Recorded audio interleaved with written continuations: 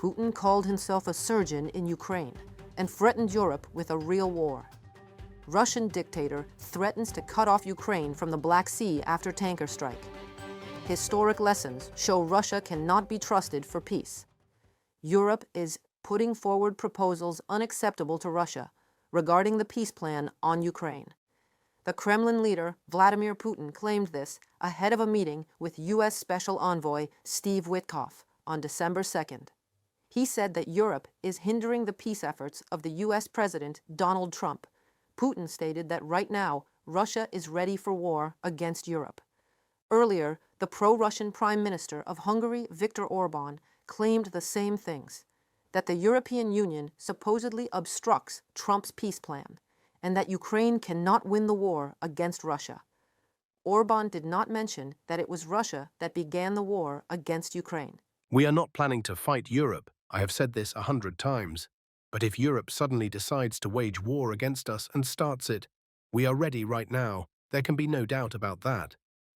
The question is, if Europe starts a war with us, I believe that very quickly. This is not Ukraine. With Ukraine, we act in a surgical, careful way, you understand, right? It is not war in the full, modern sense of the word. If Europe chooses to start a war, the situation can very quickly reach a point where there will be no one left for us to negotiate with. Russian dictator Vladimir Putin is likely creating informational conditions to justify possible attempts by Russia to seize the Odesa and Mykolaiv regions, although at this stage such a takeover remains unlikely. This is stated in the December 2nd report by analysts at the Institute for the Study of War.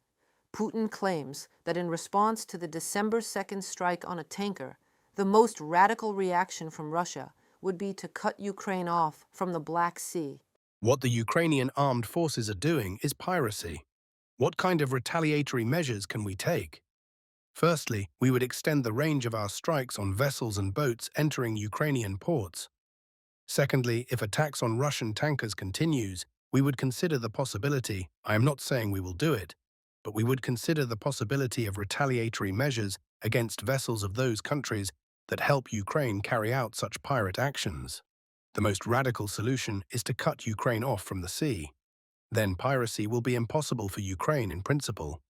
To cut Ukraine off from the sea, Putin could use the cruiser Moskva, the frigate Admiral Makarov, the corvette Sergei Kotov, 5 large landing ships, Minsk, Olenogorsk Igornyak, Novocherkassk, Saratov, Caesar Kunikov, 3 small missile ships, Askold, Veliki Ustyug, Samum, the diesel-electric submarine Rostov-on-Don, and a number of auxiliary vessels, as well as battalion sets of the Marine Brigade of the Pacific Fleet, Sevastopol, the Baltic Fleet, a combined group of other marine units, at least 4 full airborne assault divisions. To cut Ukraine off from the sea, Putin could use them. No, he can't. What does it take to understand the Kremlin in general and its one and only ruler, Vladimir Putin? You'd have to be a former Soviet. You'd have to actually live back then and understand what was it like back then. So to clearly make up your mind today, Soviet Russia, thank you, but no thank you. Been there, done that. What Russia wants is war. Moreover, all Russia wants is war. And when we say Russia, we mean Putin. And while indeed Russia, as a political and economical entity, does not need war as it is bad for the state, it is killing its people, international image, economy, future. Putin doesn't care what is good for Russia. He wants war. He enjoys every day of it. He adores all these military meetings, and giving orders, and boasting, and playing rough Russian brute alpha.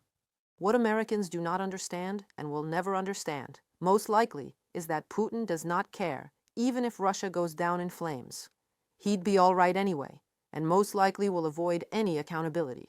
He is a Tsar, the Tsar, Vladimir I, and he doesn't want to go. He wants to stay and play more, for years if he can. He can't spit directly into Trump's face and say, no, we won't sign anything as I'm enjoying the whole thing. And after you, Americans will reward me with Donbass that I couldn't capture in 4 years of my war.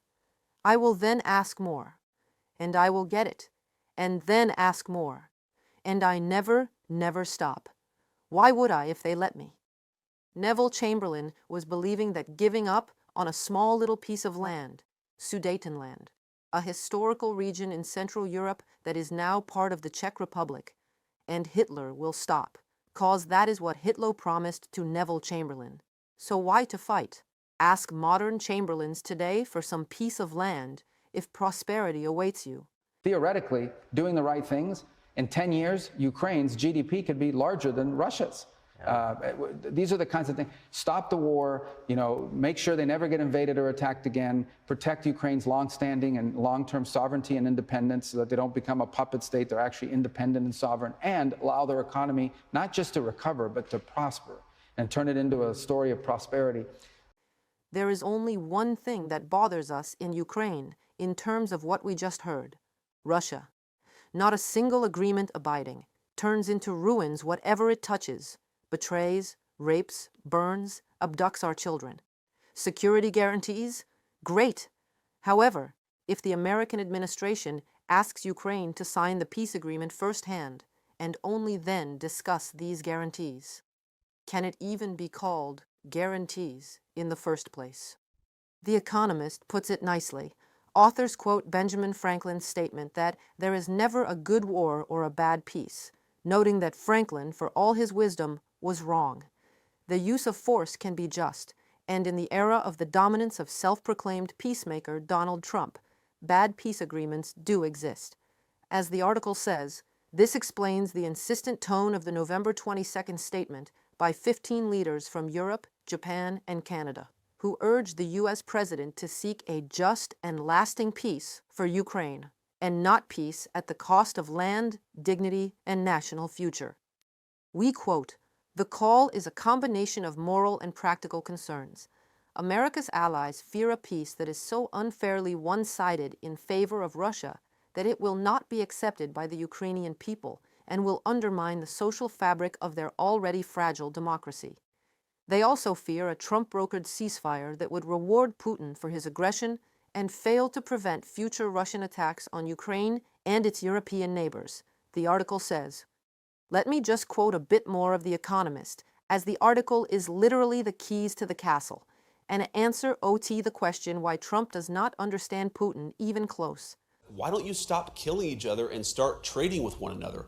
Why, rather than Russia and Ukraine killing one another, why don't they actually engage in some commerce with one another, travel between the two countries, engage in some sort of cultural exchange? Trump seems to have difficulty understanding why people would fight for values while disparaging American veterans of foreign wars, calling them suckers and losers, according to his former aides.